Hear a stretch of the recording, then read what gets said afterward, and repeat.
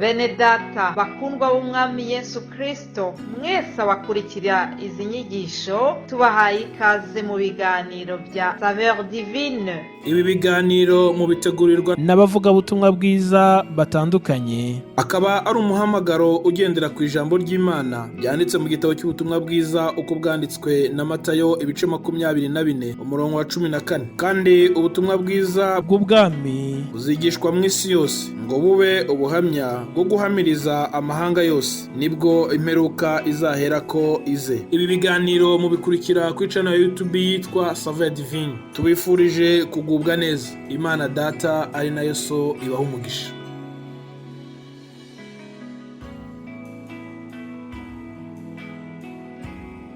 Ndabaramukije inshuti bakundwa umwami wacu Yesu Kristo, muri kumwe na mwene So Nakarutimana Eric. Turiko tuganira kuri ijambo muri ndwi rivuga kugaruka kumwami wacu Yesu Kristo. Umwami Yesu yaraje avuye mu ijuru, araza abana natwe, amarana natwe imyaka 33 ari kuri ino si. Yamaze imyaka 3 avuga ubutumwa bwiza, yigisha abantu, akiza indwara, amugurura abantu, kandi abamwemeye bose baronse agakiza k'Imana. Imana ishimwe cyane. Rero ngaha haragera igihe abwira abigishwa biwe, abaganira ndetse bariko baramwumva bose, ishengero ryose, ababwira ingene bizogenda igihe azogarukira. Yesu Kristo azogaruka. Hari abatizera ko azogaruka, ariko Yesu Kristo hazogera igihe agaruke.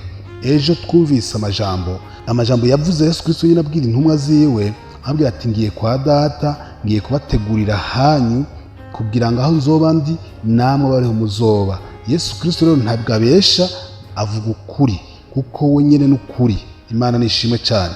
Aha rero acabwira abigishwa biwe n'abariko baramwumva ngaha mu butumwa bwiza bwa Matayo igice 25:31 avuga amajambo akomeye cyane, ababwira ingene bizoba bimeze n'ingene bizogenda. Yesu adufashe. Aravuga ngo ku 31 ngo ariko umwana w'umuntu aho azozira afise ubwiza bwiwe ari kumwe n'abamarayika biwe bose, niho azovyagira ku ntebe yiwe y'ubwiza. Haleluya. Kristo azogaruka hanyuma ngo avyagire ku ntebe yiwe y'ubwiza. Umurongo 31 acavuga ngo amahanga yose azokoranirizwa mu nyonga ziwe, niwe azobarobanura nk'uko umwungere arobanura intama mu mpene. Imana idufashe. Kristo azovyagira ku ntebe yiwe y'ubwiza, hanyuma amahanga yose, aboroshe n'abahambaye, isi yose izokoranirizwa ngo imbere yiwe mu nyonga hiwe, hanyuma ngo azoca abarobanura nk'uko umwungere arobanura intama n'impene, intama mu mpene. 33 acavuga ngo intama azoziherereza iburyo bwiwe, impene nazo ibubafu. Ngo maze umwami azobwira abari iburyo bwiwe ati nimuze abo Data yahezagiye, muragwe ubwami mwateguriwe uhereye ku kuremwa kw'isi. Yesu nashimwe.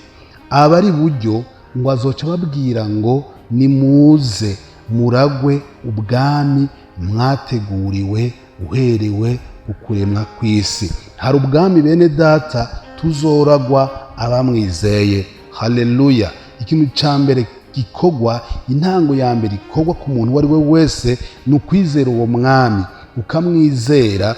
Umaze kumwizera hari ubwami wateguriwe, ubwo bwami uzoburagwa. Naho duhura n'ibiturusha, naho duhura n'ibitugora kuri ino si, naho duhura n'ibitugora, ariko hazogera igihe turuhuke. Haleluya. Iyi si tuyicamwe igihe gitoyi, ariko hazogera igihe tuzogenda kubana na Kristo imyaka myinshi, ibihe bidashira. Imana ishimwe.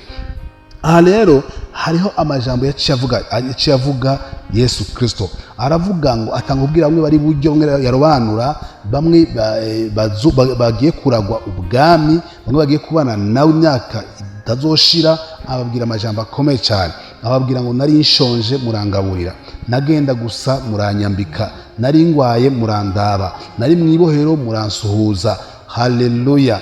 Bazoca bamubwira ngo mbege Kristo ko tutigeze tukubona uri mu ibohero, twakubonye ryari mu ibohero, twakubonye ryari ugwaye. Aca babwira ngo bijya mwakoreye ujya umwe muri bajya batoyi, bajya bato bijya mwabakoreye mwari kumubikorera jewe. Haleluya. Azoca abwira rero ngo abari bubafu ku murongo wa 41 aca abwira ngo maze azobarira n'abari ibubafu ati nimuve iruhande mwabivume mwe, muje mu muriro utazima wateguriye Satani n'abamarayika biwe.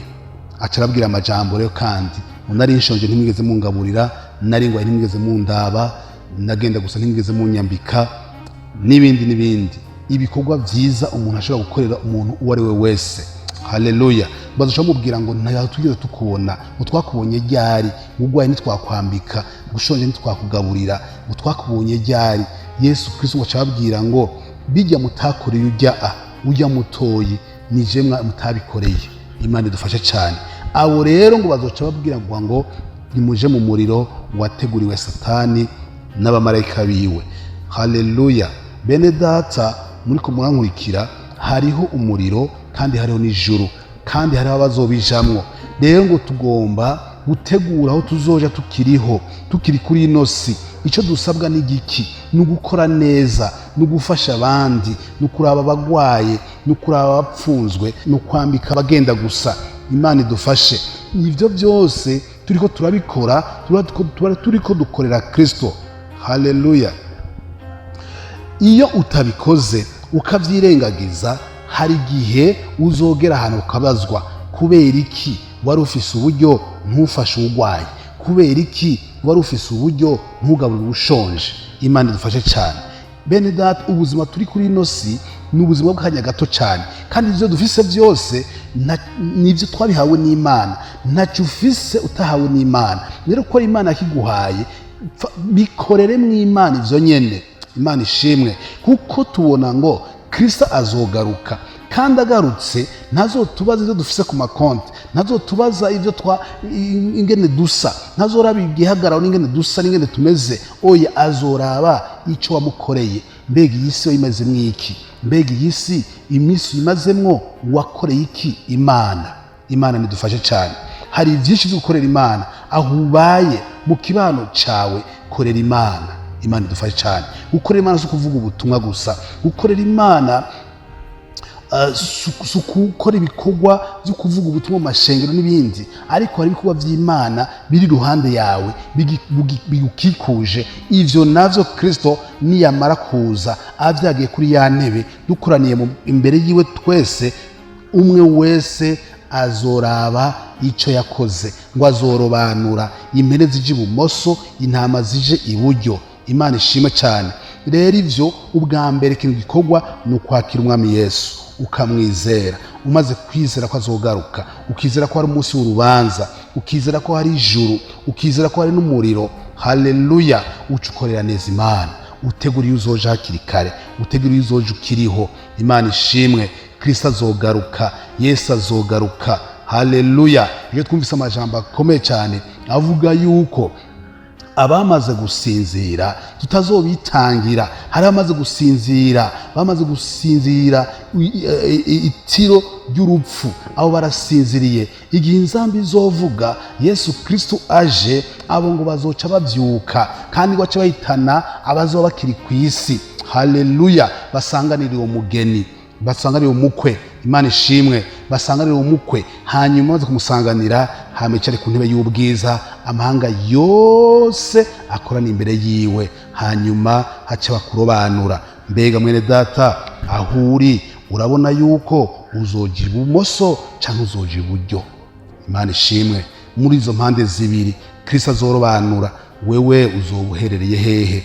Ndagusaba, ndakugira inama, utegure ikibanza cawe ukiriho kuri ino si. Imana yacu nishimwe. Haleluya. Haleluya. Ndabakugira inama, utegure ikibanza cawe ukiriho kuri ino si. Umwami Yesu abahezagire. shalom shalom.